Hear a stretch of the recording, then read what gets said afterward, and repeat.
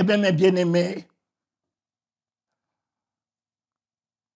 beaucoup de gens viennent au Seigneur et pensant que les choses, sincèrement, ne seront que miel, ne seront que lait, ne seront que les bénédictions de mariage, de maisons, de voitures.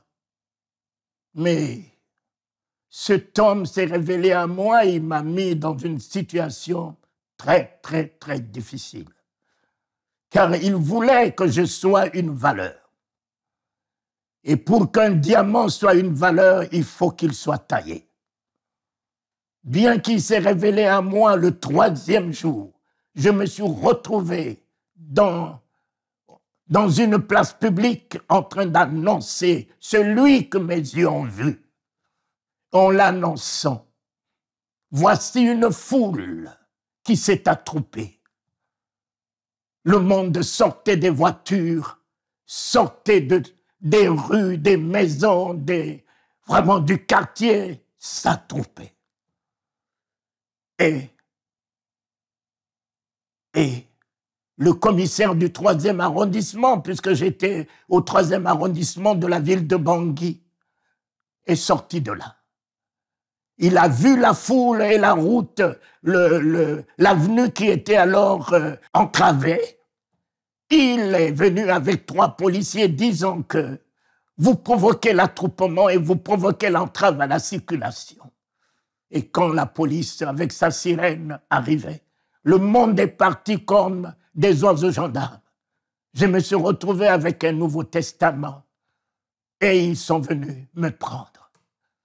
Quand 3 policiers sont descendus, ils m'ont mis la main dans la ceinture, ils m'ont amené au commissariat. Dès qu'on est arrivé au commissariat, ils m'ont poussé par terre comme un sac de riz.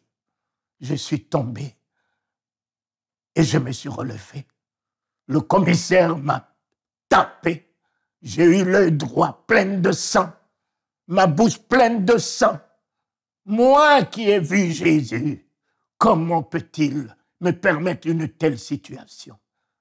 Moi qui ai vu Jésus amour, comment il peut me permettre que mon œil puisse saigner, ma bouche puisse saigner? Ô Éternel, que ma vie soit l'évangile et que je ne sois pas qu'à prêcher l'évangile. Que ma vie soit l'évangile. Que ma vie soit la continuité de ce que tu as fait et ce que tu fais encore et ce que tu feras demain. Mettez-le à poil. Moi, inspecteur commercial, travaillant dans la société du pétrole, ayant des millions, ce jour-là, je pouvais me retrouver en public au commissariat pour la première fois que j'ai foulé le sol du commissariat, me retrouver à poil avec une petite culotte. Comme un criminel, on m'a poussé dans la géole. Invivable. Et il faisait noir dans cette géole. Et je me suis buté contre les pieds des voleurs qui étaient là-dedans. Je ne savais pas ce qui était là-dedans. Alors il y a un tonneau coupé qui était au milieu d'eux. Et c'est là que, assis tout autour, chacun se lève, fait caca dedans, fait pipi dedans. Et la vapeur, l'odeur enveloppait tout le monde. Et en me butant contre le pied des voleurs, voici ma tête qui rentre dans le tonneau de ce caca où il faisait noir. Et en soulevant ma tête, tous mes cheveux ont pris le caca. L'huile, maintenant, awigan et wabe pay. On liane heyo et be paygan kowo de chez. Seigneur, tu as porté le crachat, mais tu m'amènes jusqu'à porter le caca. Quelle honte! Une tête d'un docteur, une tête d'un économiste. Rien ne peut m'humilier plus que le caca que j'ai porté. Les haines, les rancœurs, l'animosité, les propos diffamatoires, mensongers, les accusations. J'ai fait 2 semaines ici et je suis sorti de là avec le caca collé à mon corps. Il fallait faire 5 kilomètres pour que je retrouve ma maison.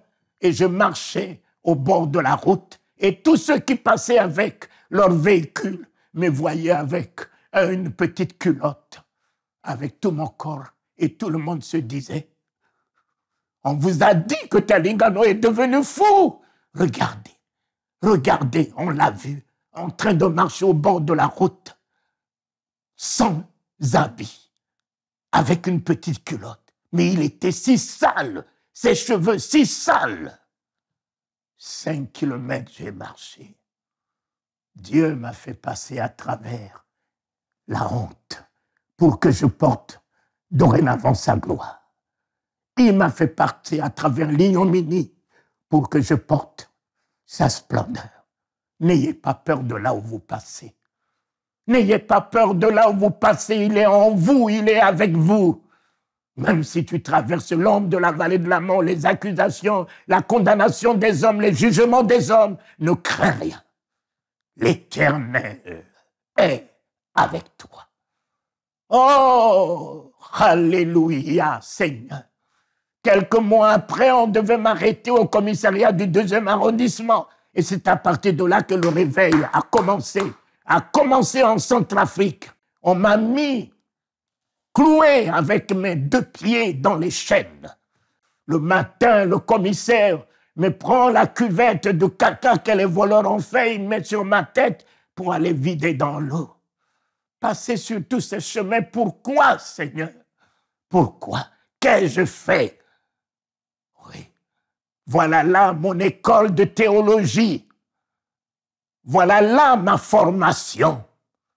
C'est par là que l'Éternel m'a formé dans l'endurance, dans la persécution, dans la persévérance, dans la détermination et dans la conviction que celui que mes yeux ont vu ne m'abandonnera pas. Il est vivant. Et que cette vie puisse se manifester au travers de vos 45 jours dans les chaînes. On est venu me libérer. Me libérer, je ne pouvais plus marcher. J'ai fait 1 mois en marchant à 4 pattes et appris à me tenir debout et appris à marcher et appris à reprendre le travail et j'ai encore repris la rue. Et en reprenant la rue, un lundi au marché central appelé marché Bokassa, je descendais de mon bureau, j'étais dans le marché en train de prêcher l'évangile, le marché a cru, le marché était debout. Et le directeur général de la police passait. Il a regardé la foule, il a dit, cet homme-là encore. Et 2 policiers sont descendus, ils ont mis la main dans ma ceinture et ils m'ont amené au commissariat où Bokassa met les détenus politiques. Oh, un policier est venu, il a dit, la première des choses, mettez-le à poil. On m'a mis à poil. J'étais nu. Et il a dit, je vais le baptiser. Il a pris un gros bâton, il m'a ouvert le crâne. J'ai eu tout mon visage baignant de sang. Et il m'a poussé avec l'hémorragie dans la géole. J'ai mis ma main sur la plaie ouverte. Jésus a arrêté l'hémorragie. Jésus, Jésus, Jésus mon consolateur, Jésus ma guérison. Et 3 jours après, ce monsieur, il est encore venu avec 8 soutures que j'ai eues sur ma tête. Il est venu, il a dit, hier, je t'ai baptisé. Aujourd'hui, je vais te confirmer. Allonge-toi par terre. Et comme j'étais à poil, je me suis allongé sur le sol humide. Il a pris un gros bâton, il m'a ouvert le dos. La tige est rentrée dans ma chair et j'ai vu mon sang jaillir. Mais, oh, Jésus est vivant en moi et je veux l'apporter à vous, quel que soit là où vous passez. Il tient votre destinée. Il tient votre vie. Ne craignez rien. Tout vous amène qu'à la perfection. Tout ce que le monde fait, Satan fait, ne peut que vous amener à la stature de Dieu.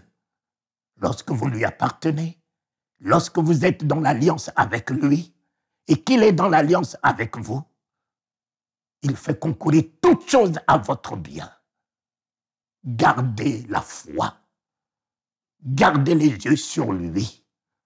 Les douleurs du temps présent ne peuvent être comparées à la gloire à venir. Persévérez. Persévérez.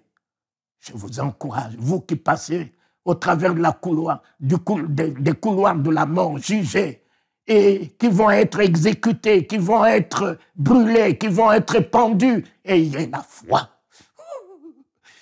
La mort n'a plus de pouvoir sur nous. Christ est la vie éternelle en nous.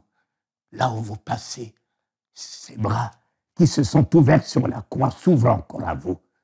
Sa main percée est encore capable de vous relever et de vous guérir. Ne craignez rien. Voilà. Mes chers amis, vous encourage dans ce temps que nous vivons. Nous vous encourageons. Gardez la foi. Même si le miracle ne se fait pas, même si la guérison n'arrive pas, même si aucun soutien vous arrive, Christ est fidèle dans l'alliance qu'il a traitée avec vous. Et soyez aussi fidèles dans l'alliance que vous avez accepté de traiter avec lui. Amen. Victoire, victoire. Qu'il en soit ainsi pour vous tous. Amen.